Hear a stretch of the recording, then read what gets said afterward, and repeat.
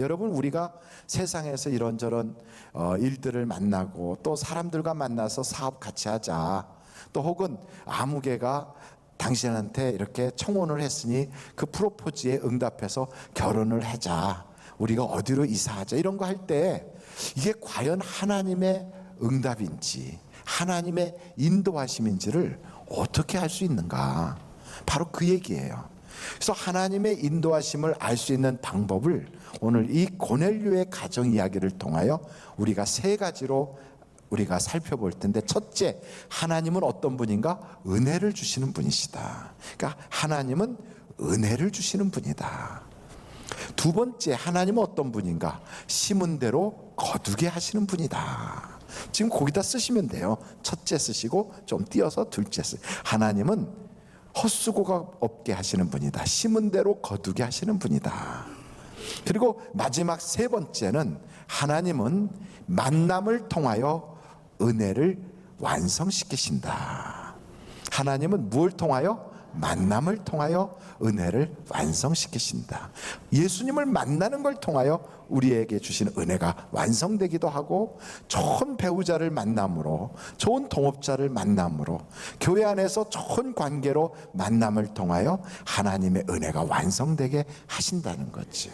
그러면 이게 정말로 하나님의 인도하심인지 하나님이 만나라고 하는 만남인지 뭐 이런 것들을 우리가 좀 살펴볼 필요가 있는 거예요. 근데 오늘 이 말씀을 보면서 여러분들이 이제 하나씩 기록하는데, 하나님은 어떤 하나님이라고요? 은혜를 주시는 하나님이다.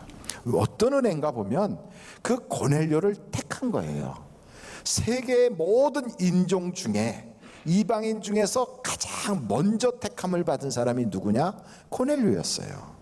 그러니까 고넬료는 이방인이고 로마 사람이고, 그리고 예수를 알지 못하던 사람인데 그 사람을 가장 먼저 택하여 첫 열매가 되게 하신 거예요.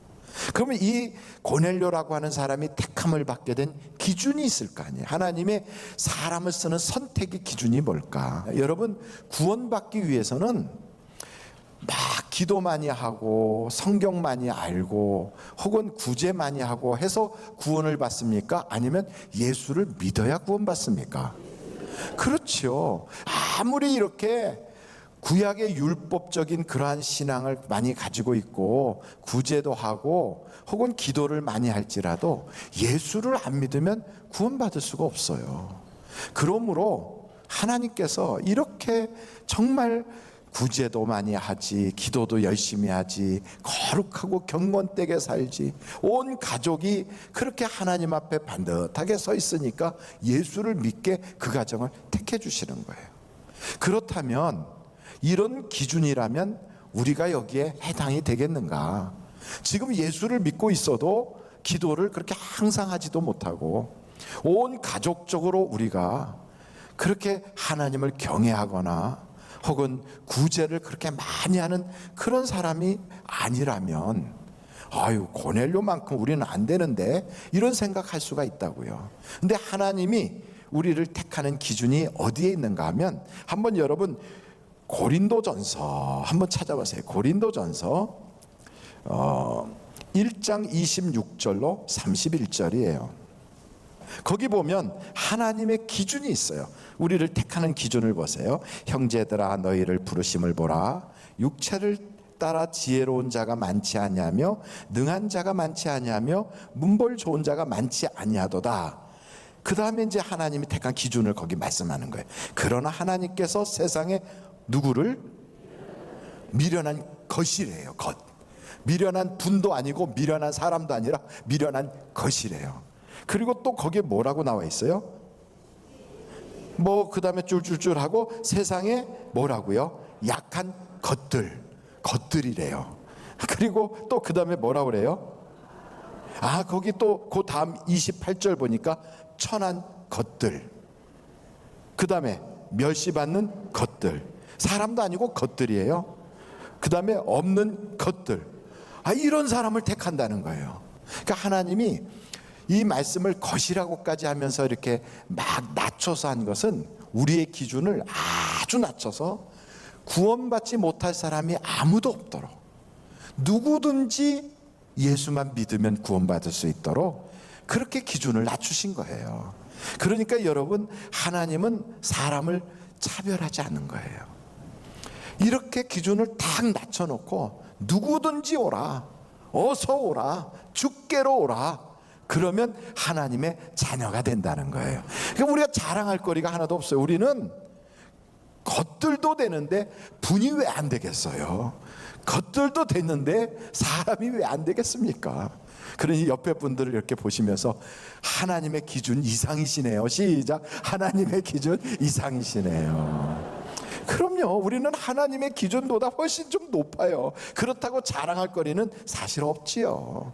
근데 우리 하나님이 우리를 택하여 주셔서 부르셔서 이렇게 구원하는데 그 과정이 있어요. 과정이 그냥 마구잡이로 하시는 게 아니라 하나님은 정해진 법칙에 의해서 우리를 이렇게 택하여 부르시는데, 로마서 8장을 한번 보실까요?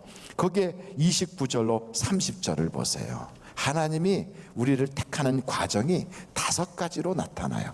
하나님이 어떤 자들을, 그래요, 첫째는 미리 아신다고요. 미리 아신 자들을 또한 그 아들의 형상을 본받게 하기 위하여, 그 다음에 어떻게 한다고요? 미리 정하시고, 미리 정하셨으니 이는 그로 많은 형제 중에서 맏아들이 되게 하려 하심이라. 그리고 30절 보세요. 그렇게 미리 정한 사람들을 어떻게 하는가? 또 미리 정하신 그들을 또한 어떻게 한다고요? 부르시고, 부르신 그들을 또한 어떻게 하시고? 의롭다고 하시고, 그리고 의롭다고 하신 그들을 또한 어떻게 하신다? 영화롭게 하신다. 그러니까 여러분, 이 말씀을 보면 하나님은 미리 아시고 미리 정하시고, 그러니까 미리 아시고 미리 정하실 때까지는 우리가 볼 수가 없어요. 잘 몰라요. 그런데 언제 아냐면 부르실 때 하는 거예요. 부르실 때. 그러니까 하나님이 부르실 때 옆집에 살던 바로 그 사람이 와서, 아유, 영희 엄마 우리 같이 교회 가자, 이렇게 부르시는 거예요. 그게 하나님이 부르시는 거거든. 직장에 같이 다니는데 회사 동료가, 아유 과장님 일요일 뭐 하세요? 일요일 날 난 등산하는데. 아이고, 날마다 등산 가는 거 재미있어요. 한번 저하고 같이 교회 한번 가실래요? 이렇게 부르시는 거예요. 이렇게 부르실 때 그래 한번 가볼까? 이렇게 생각하면 부르심에 응한 거잖아요. 그러니까 하나님이 불러주신 거예요. 그리고 부르신 그들을 의롭다고 하세요. 그렇게 불러서 교회를 다니다 보니까, 저 예수님이라는 분이 날 위하여 십자가에 달려 돌아가시고 물값표를 다 쏟아주셨구나. 그래서 내 죄가 사함받았구나. 이걸 알게 하고 믿게 하고 예수님을 주님이라고 고백하게 하셔서 의롭다고 하시는 거예요. 그 결정적인 증거로 우리에게 성령을 주신단 말이죠. 할렐루야.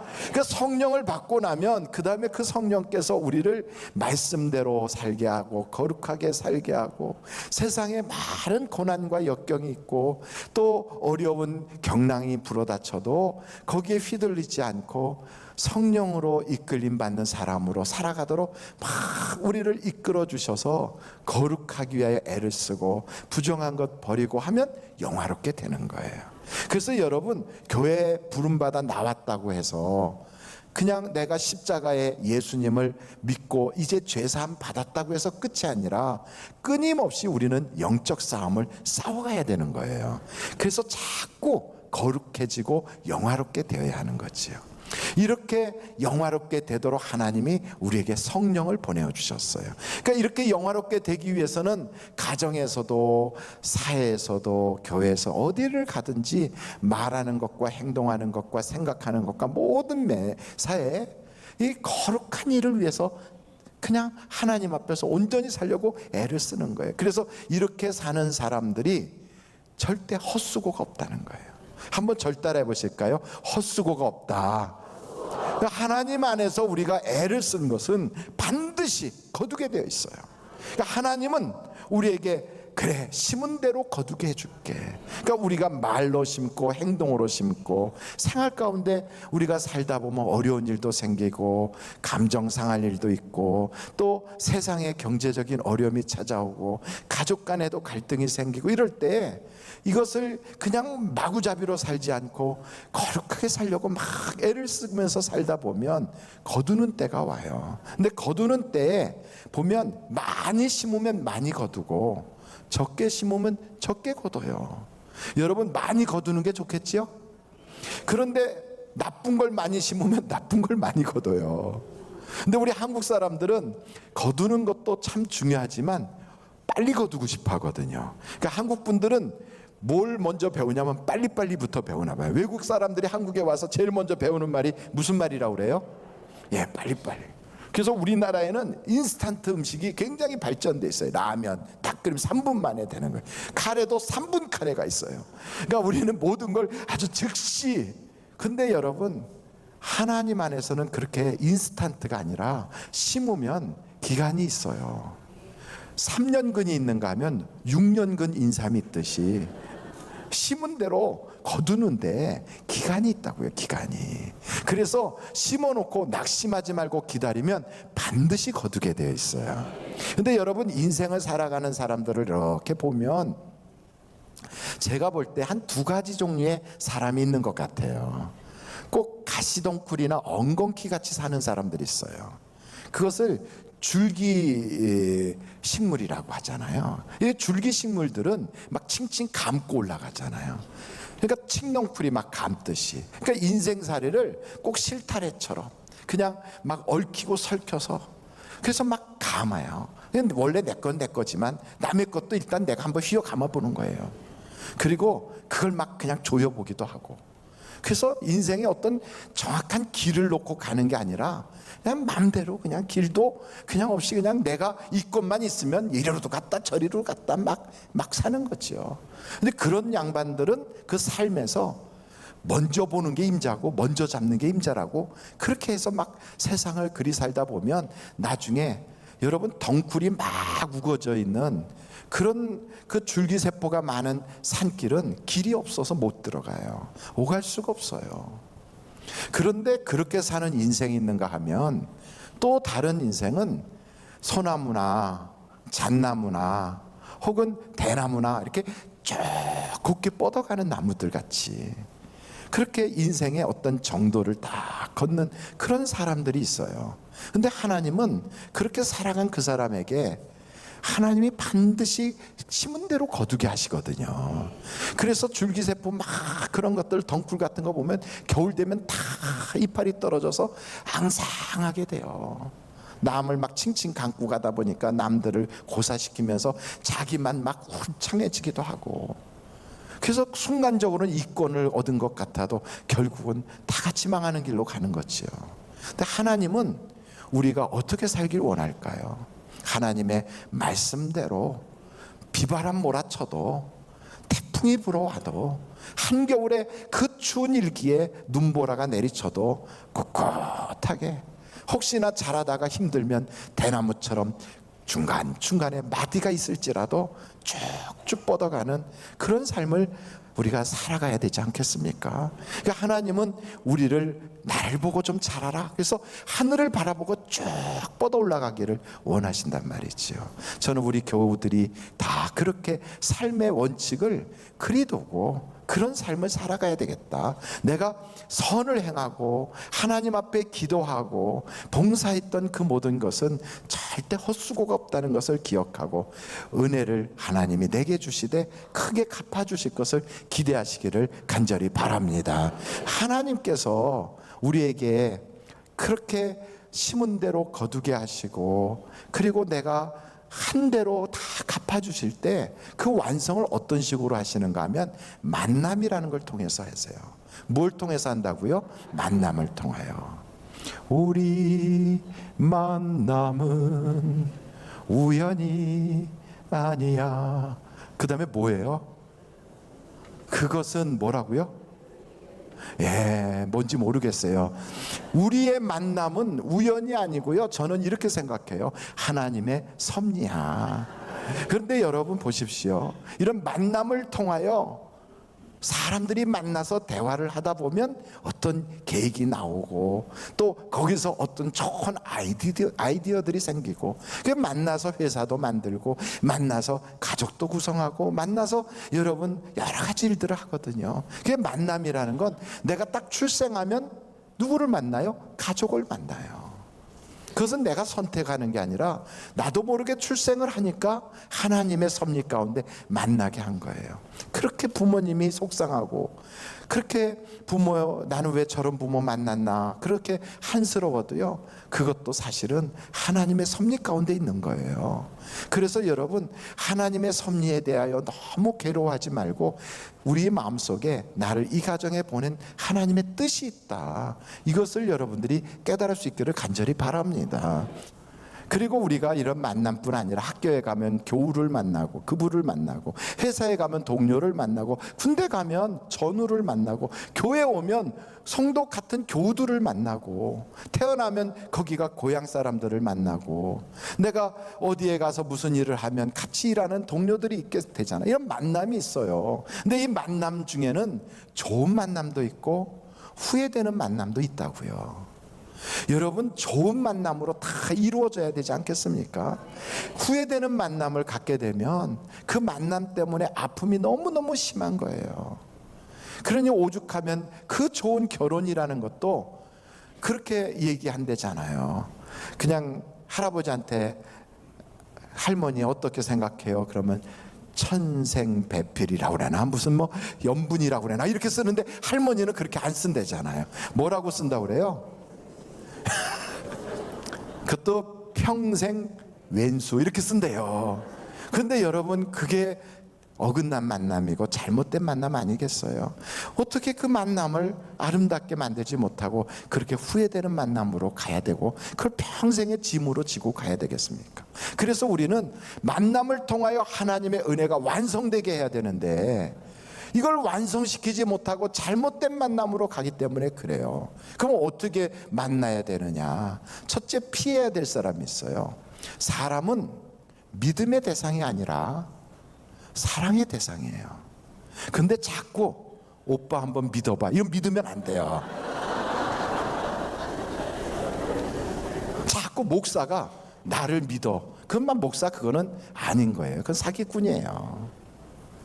여러분, 사람은 믿음의 대상이 아닌 거예요. 여러분이 만났는데 같은 교회에서 만났어요. 신앙이 좋다고 막 그러는데 막 자기를 믿으래요. 그러면서 함께 사업하자고 그러고 자기한테 투자하라고 그러고, 그건 일단 피해야 되는 거예요. 그래서 인간은 그렇게 믿음이 가는 게 아니고, 말로 그래 갖고 그렇게 믿으라고 막 그러는 건 일단 피해야 돼요. 어떻게 해야 되느냐? 그의 삶과 그의 열매를 보고 알아야 되는 거거든요. 우리가 그래서 신앙생활 하면서 교회 안에서 성도를 만나고 밖에서 사람을 만날 때도 피해야 될 세 가지가 있어요. 피해야 될 세 가지. 그게 어디에 나오느냐? 요한일서 2장에 나와 있어요. 한번 같이 요한일서 2장으로 가볼까요? 16절로 17절이에요. 이는 세상에 있는 모든 것이 육신의 정욕과 안목의 정욕과 이생의 자랑이니 다 아버지께로부터 온 것이 아니요 세상으로부터 온 것이라. 그러니까 세 가지를 피해야 돼. 이거는 하나님이 주시는 게 아니에요. 그러니까 세상이 주는 거예요. 이 세상에 속한 영이 있어요. 그 영이 마귀잖아요. 이거 주는 거예요. 그게 뭐냐 이렇게 보니까 육신의 정욕이래요. 안목의 정욕이래요. 이생의 자랑이에요. 이 사람을 만났는데 막 자기 집안 자랑하고 자기 배운 학식 자랑하고 막 자랑이 막 계속돼요. 그러면 일단 접어요. 그분은 접어요. 그리고 자꾸 정욕으로 끌려. 보기에 괜찮아. 마음이 자꾸 끌려. 눈길이 끌려. 자꾸 끌려. 그러면 끌리는 것은 일단 접어요. 끌리면. 이건요, 하나님의 섭리 가운데 만나는 게 아니다 이 말이에요. 아이, 목사님 끌리니까 결혼도 하고 끌리니까 그렇게 만남도 갖고 그러는 거 아니겠어요? 그래서 결혼한 후에 후회하는 거예요. 끌려서 만나가지고. 그래서 내 눈이 삐었다, 내가 그때 왜 미친 짓 했나, 막 이런 소리 하는 거예요. 결혼이 무덤이 돼 행복의 그 가정이 아니라 끌리는 대로 만나서 그래요. 하나님은 우리에게 만남을 주실 때, 여기 성경에 오늘 보니까 고넬료는 어떻게 만나는가? 기도 가운데 만나요. 기도를 하잖아요. 고넬료도 기도하고 베드로도 기도해요. 장소가 다르고 인종이 다르고 서로 두 사람은 신분도 달라요. 직업도 달라요. 시간도 이 사람은 낮에 기도했고 이 사람은 항상 기도하는데 그게 언제인지 모르겠어요. 근데 기도를 할 때 하나님께서 그들에게 마음을 그쪽으로 열어주신단 말이에요. 어떤 식으로 열어주시는가? 말씀을 주셔서 알게 하시고, 때로는 꿈이나 환상을 통하여 알게 하시고, 그리고 또 때로는 성경을 통하여 우리에게 알게 하시고 깨닫게 하신다고요. 고넬료라고 하는 사람이 이렇게 기도할 때 천사를 하나님이 보내시거든요. 여러분, 우리가 인생을 살다 보면 앞길이 막막해서 어떻게 해야 될지 모를 때 있어요. 사업을 하다가 참 어려울 때, 직장 생활했는데 이제는 그만둬야 될 때, 결혼을 해서 사는데 가정이 무너져 갈 때, 자녀에게 온통 소망을 가지고 살았는데 이 자녀가 나의 기대를 어긋나게 할 때, 이럴 때 얼마나 낙심이 되겠습니까? 그런데 하나님께 기도하다 보면 하나님께서 천사를 보내주신다고요. 할렐루야. 그러니까 여러분, 천사까지 하나님이 동원해서 우리의 만남으로 이끌어 가시는 거예요. 그래서 우연히도 있는데, 나는 나이 먹어서 이제 결혼도 포기했는데 갑자기 어떤 분이 오셔서 선 좀 보겠냐고. 그분이 이끌어 주시는 게 이게 정말 하나님의 인도하심인지 아닌지는 기도해 봐야 알잖아요. 기도하는 거예요. 하나님이 정말 예비한 사람이 맞다면, 그러면 하나님께서 환상이나 꿈이나 말씀으로나 어떤 특별한 일로 우리에게 알게 하신다고요. 그런데 하나님의 만남은, 하나님께서 섭리하신 만남은요, 분명한 목적이 있어요. 목적이 없는 좀 어설픈 이상한 만남들은, 이거는 우리가 조금 경계해야 돼요. 어떤 목적이 있는가? 선교의 목적이 있다든지, 하나님의 거룩한 일을 함께 하도록 하나님이 맺어지게 했다든지, 아니면 그 어떤 목적이 있어요. 오늘 여기 고넬료의 가정의 만남도 보면 고넬료와 베드로가 만나잖아요. 그 만남 속에서 베드로의 설교를 통하여 구원의 역사가 일어나게 하는 이 역사가 있어요. 이 만남을 통하여 가정 구원이 일어나기도 하고, 이 만남을 통하여 집안이 다 예수 믿게 하고, 이 만남을 통하여 내가 전에 알지 못했던 하나님을 알고 영원한 천국이 있는 걸 알게 하시는 목적이 생길 수도 있어요. 할렐루야. 그러므로 여러분, 하나님이 주선하는 만남, 하나님이 이끌어가는 만남은 거룩한 목적이 있다는 걸 우리가 알아야 돼요. 그래서 오늘 이 세 가지로 다시 한번 생각해 보면, 내 인생에 하나님의 인도하심을 어떻게 해서 받을 수 있는가. 고넬료가 보니까 그는 정말 거룩한 사람으로 살았지만 그것만 가지고 부족하거든요. 그래서 하나님이 택함의 은혜를 주시는 거예요.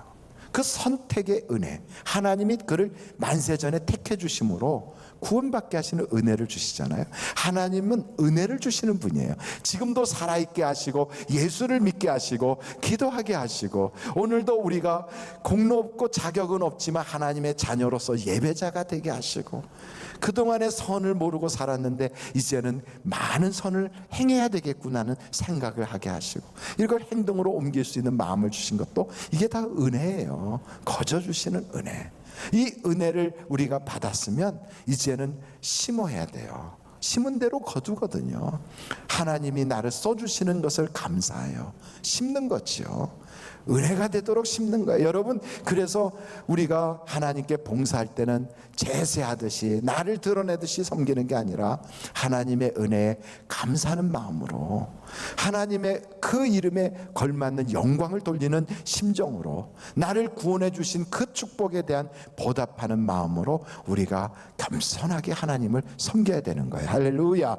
그리하다 하다 보면, 가정에서부터 먼저 이렇게 섬기다 보면 어느 순간인가 하나님이 가족들이 나를 인정해 줌으로 보상받게 하시고, 주변에서 그 사람을 괜찮은 사람이라고 그렇게 인정해 줌으로 하나님의 은혜를 누리게 하신다고요. 근데 사실은 고넬료를 보면 고넬료의 부하들이, 그 집의 하인과 종조차도 고넬료를 칭찬을 해요. 여러분 아랫사람이 여러분을 칭찬하는 거 쉽지 않아요. 그런데 칭찬하더라는 거예요. 얼마나 그렇게 되기까지 어려운 인생길을 고난 가운데 살아왔겠습니까? 근데 헛수고가 없게 하시잖아요.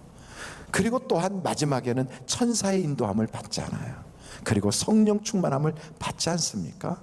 저는 우리 하늘비전교회 성도들이 이와 같이 하나님께서 주시는 은혜를 만남을 통하여 완성하여 하나님의 놀라운 축복의 그릇들이 다 되시기를 간절히 바랍니다.